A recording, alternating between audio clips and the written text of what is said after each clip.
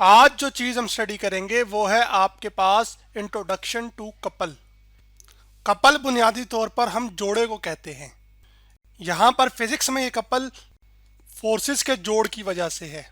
तो फिर कपल को मैं यूं कह सकता हूं, forces that have same magnitude but opposite direction and are separated by a perpendicular distance D.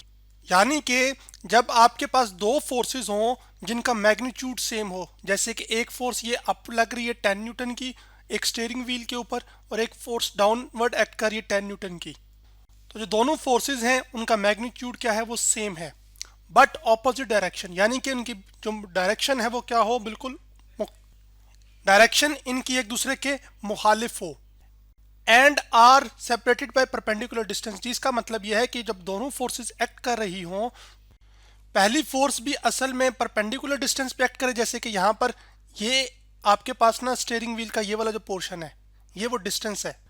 एक फोर्स इस पॉइंट पे एक्ट कर रही है जबकि दूसरी फोर्स इस पॉइंट पे एक्ट कर रही है। ये जो अपवर्ड फोर्स है ये इस डिस्टेंस के क्या है, बिल्कुल परपेंडिकुलर है। क्यों? क्योंकि एंगल क्या बन रहा है, 90 डिग्री। इसी तरह ये जो डाउनवर्ड फोर्स एक्ट कर रही है वो भी क्या है, बिल्कुल परपेंडिकुलर है किसके, इस डिस्टेंस के। क्यों? क्योंकि एंगल क्या बन रहा है यहाँ पर भी 90 डिग्री। तो इस फिनोमिना को हम क्या कहते हैं, कपल कहते हैं। और इसी कपल के फिनोमिना की वजह से ये जो गाड़ी का जो स्टीयरिंग व्हील है या तो ये दाएं घूमता है या फिर ये बाएं घूमता है, डिपेंडिंग अपॉन कि आपने टर्न गाड़ी को दाएं जानिब करवाना है या फिर बाएं जानिब करवाना है। और ये जो दोनों फोर्सेस एक्ट कर रही हैं वो एक दूसरे से एक डिस्टेंस से सेपरेटेड हैं, जो कि यहाँ पर कितना है, 40 सेंटीमीटर।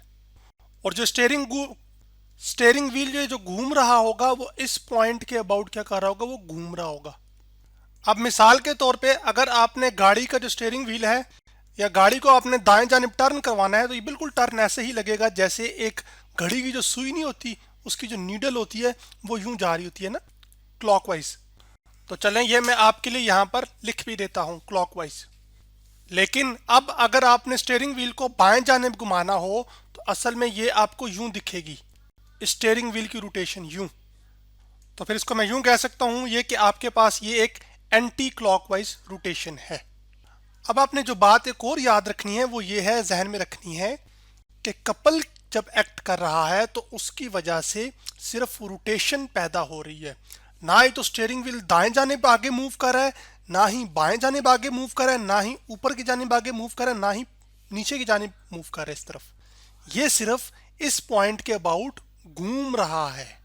सो फिर मैं यूं कह सकता हूं कि जो कपल का असर है, effect of couple is to produce a rotation, ये सिर्फ रोटेशन प्रोड्यूस करेगा, इसके अलावा कुछ भी नहीं करेगा। तो अब चूंकि आपके पास ये जो स्टीयरिंग व्हील है इसके ऊपर फोर्सेस एक्ट कर रही हैं, तो फोर्सेस एक्ट करने की वजह से ये स्टीयरिंग व्हील क्या कर रहा है, घूम रहा है।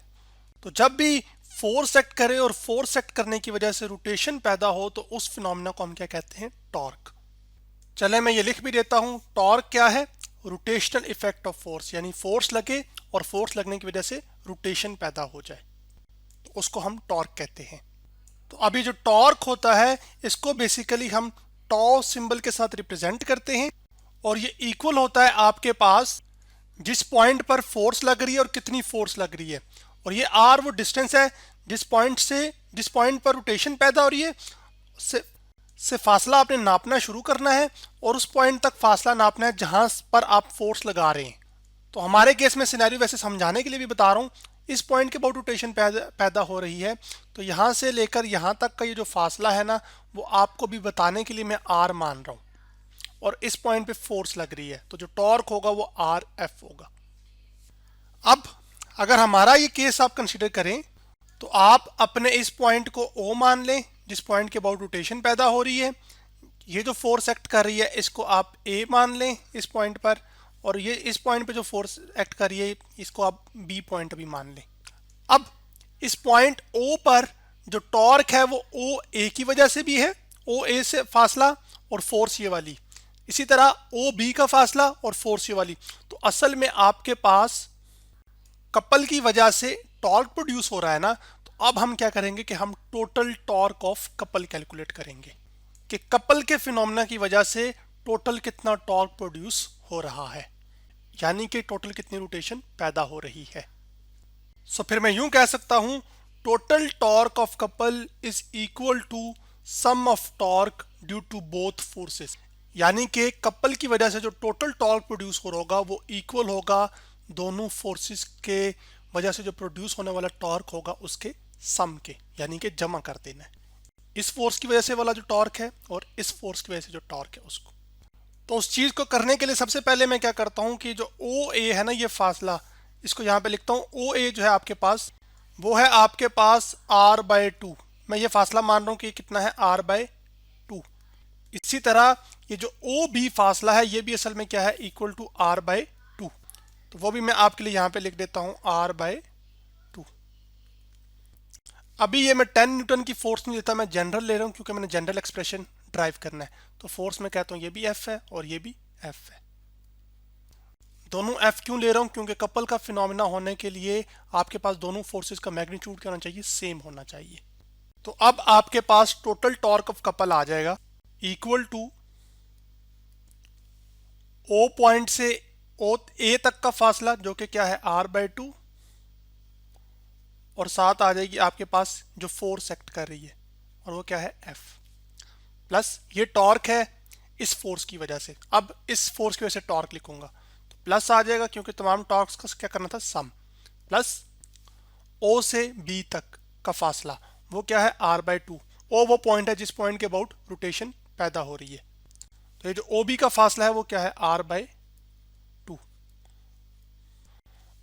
और फोर्स जो एक्ट कर रही है B पॉइंट पे वो क्या है, F। अब अगर आप गौर से देखें तो दोनों टर्म्स के अंदर फोर्स तो सेम है, तो वो कॉमन आ जाएगी। तो आपके पास आ जाएगा ब्रैकेट इन यानी bracket start r/2 plus r/2 और साथ F जो है वो कॉमन आई हुई है। तो जैसे 1/2 प्लस 1/2 क्या होता है, 1 होता है, इसी तरह r/2 प्लस r/2 क्या हो जाएगा, खाली r। तो टोटल टॉर्क ऑफ कपल आपके पास आ जाएगा इक्वल टू r/f। और r अब क्या है, ये पॉइंट A से पॉइंट B तक का फासला है और ये फासला बिल्कुल परपेंडिकुलर है दोनों फोर्सेस के, इस फोर्स के भी और इस फोर्स के भी। तो चलें ये भी मैं आपके लिए यहां पर लिख देता हूं कि AB is equal to R।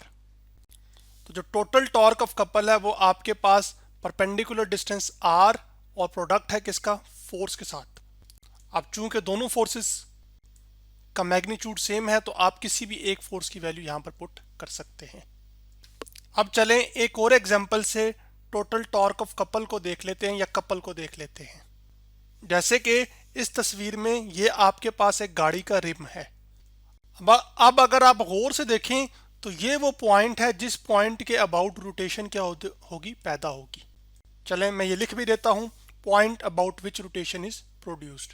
ये वो नीला जो पॉइंट है, ठीक है, ये वाला। अब आप अपने इस हाथ से जो कि बायां हाथ है उससे किस तरफ फोर्स लगा रहे हैं, ऊपर की जानिब इस तरफ, जिसको मैं ये आपके लिए ब्लू एरो से रिप्रेजेंट कर रहा हूं। जबकि आप अपने दायां जो हाथ है उससे नीचे की जानिब क्या कर रहे हैं, फोर्स लगा रहे हैं, ताकि ये जो रिम है इसको आप क्या कर सकें, रोटेट कर सकें। अब अगर आपने यहाँ पर फोर्स 20 न्यूटन लगाई है तो ज़रूरी है कपल के फिनोमिना के लिए कि यहाँ पर भी जो फोर्स लगे वो 20 न्यूटन हो, क्योंकि दो फोर्सेस का इक्वल होना मैग्नीट्यूड में ज़रूरी है। डायरेक्शन भी क्या होनी चाहिए फिर, ऑपोजिट। तो इसकी डायरेक्शन अपवर्ड है, इसकी डायरेक्शन डाउनवर्ड है। फिर ये दोनों फोर्सेस एक परपेंडिकुलर डिस्टेंस जो कि ये वाला डिस्टेंस है उससे क्या होनी चाहिए, सेपरेटेड होनी चाहिए, जो कि आपको ये अब नजर आ रहा है। तो ये जो परपेंडिकुलर डिस्टेंस है इस केस में मैं मान लेता हूँ मिसाल के तौर पर D है। परपेंडिकुलर क्यों है डिस्टेंस ये, क्योंकि फोर्सेस इनके परपेंडिकुलर। अभी आप देखिए जरा यहाँ पे, तो इस फोर्स और इस जो डिस्टेंस है इसके बीच में जो एंगल बन रहा है वो 90 डिग्री का है। इसी तरह इस फोर्स और ये जो डिस्टेंस है इसके बीच में जो एंगल बन रहा है वो भी क्या है, 90 डिग्री का है। तो ये तमाम तर कंडीशंस कपल की सेटिस्फाई होती हैं। इस वजह से इसके अंदर क्या पैदा होगी, सिर्फ रोटेशन पैदा होगी, किसी किस्म की स्ट्रेट लाइन मोशन, यानी कि ना तो ये आगे की जानिब जा रहा होगा, ना ये पीछे की जानिब जा रहा होगा, ना ये ऊपर की जानिब जा रहा होगा और ना ही ये नीचे की जानिब जा रहा होगा। बस इस खास पॉइंट के इर्द गिर्द ये क्या कर रहा होगा, घूम रहा होगा। तो आज हमने क्या सीखा कि हमने कपल के बारे में स्टडी किया।